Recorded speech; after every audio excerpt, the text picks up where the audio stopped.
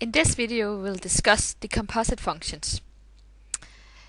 We'll discuss what composite functions are all about, and I will also show you one example of a composite function. First of all, let's discuss the notation of a composite function. As you can see here, I have noted a composite function as f of g of x. The composite function is a function we create from two initial given functions, the function fx and the function gx. What we then can do is, if we combine these two initial functions, what will happen is that we will get a new function, the so-called composite function. The notation is exactly as we see here, f of g of x. What we have here is not a multiplication, it's simply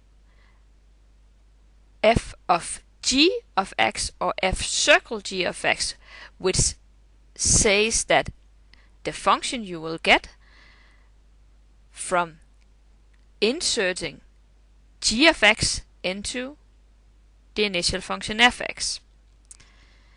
We can also create another composite function based on these two initial functions g and f of x, the function called g of f of x, and that function we get when we insert the initial function fx into the function g of x. So what does all this mean? Well, if we look at one example, it will make much more sense to us. So let's do that.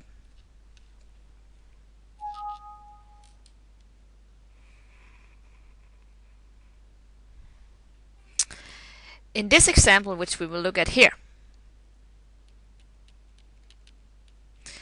we will be given one function fx, which is defined as x squared plus x, and another function given by 4 minus x is called g of x.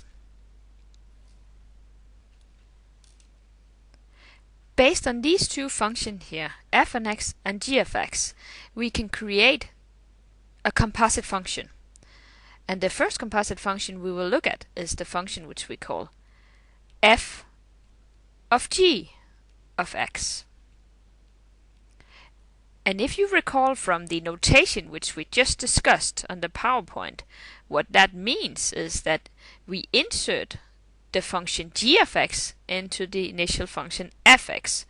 So that notation we can also write as f of g of x.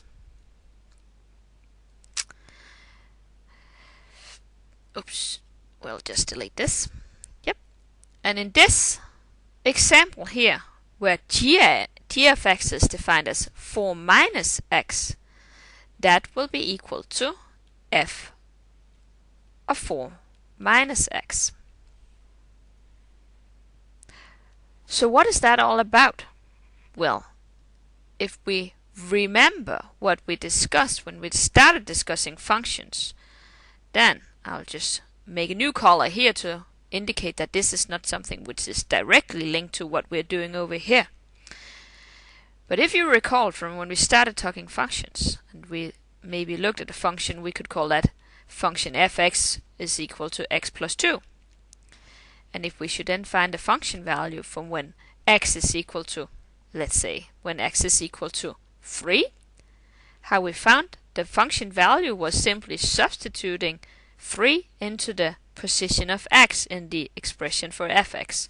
So that must be equal to 3 plus 2, which of course is equal to 5. In exactly the same way over here, we would like to figure out what is f of 4 minus x. It's the very same thing. Over here we substituted the simple value of 3 into the initial expression of fx. Here we will substitute 4 minus x into the fx. So that is f 4 minus x must be equal to x squared, so x in this case is 4 minus x, so that is 4 minus x squared plus, and then plus x, and that is in this case 4 minus x. So now we can simplify this a bit by expanding the bracket over here. That is 16 plus x squared minus 8x, and then finally plus 4 minus x. So if we make this, we're simplifying a bit to make it nicer looking, then we see that the composite function f of g of x is equal to, what is it, x squared minus 9x plus 20.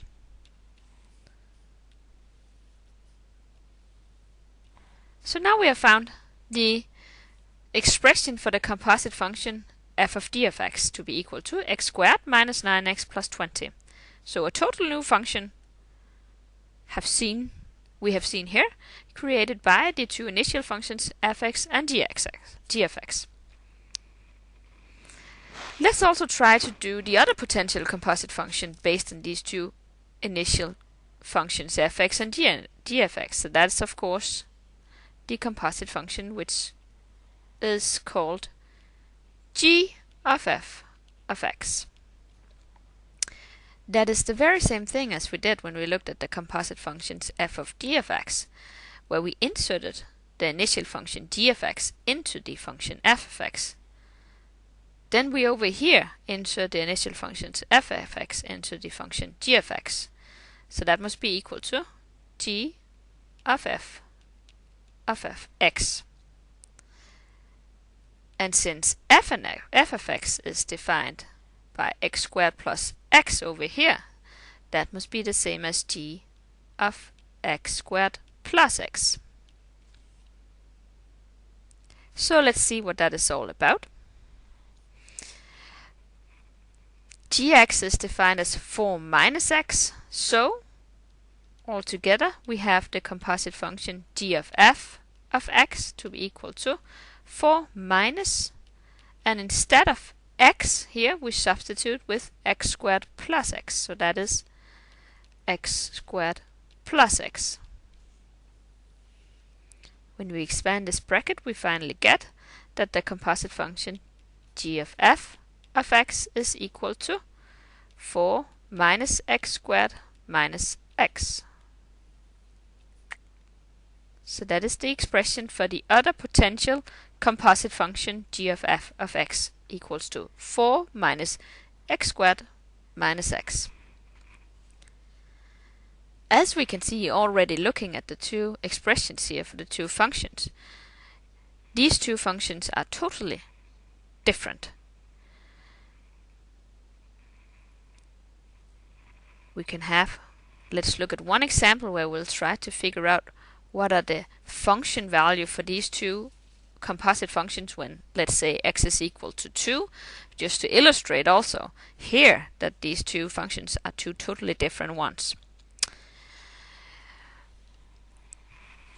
Maybe we have a bit more space over here. So when x is equal to 2,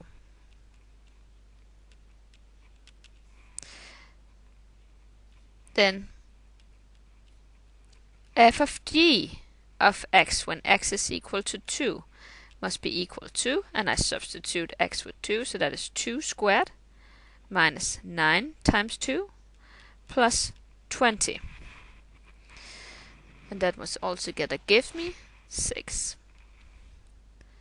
The function value for the other potential composite function g of f of 2 is equal to 4 minus, and I substitute x for 2, 2 squared minus 2, so that altogether gives me a function value which is minus 2. So we also see here that of course these two functions value will not be the same, because remember that the two composite functions f of d of x and g of f of x are two totally different functions. Alright, in this video we have only discussed how to compose composite functions, we haven't considered whether we could do it or not. There are some restrictions to when we can compose composite functions, and that is what we will cover in the video called Composite Functions Part 2.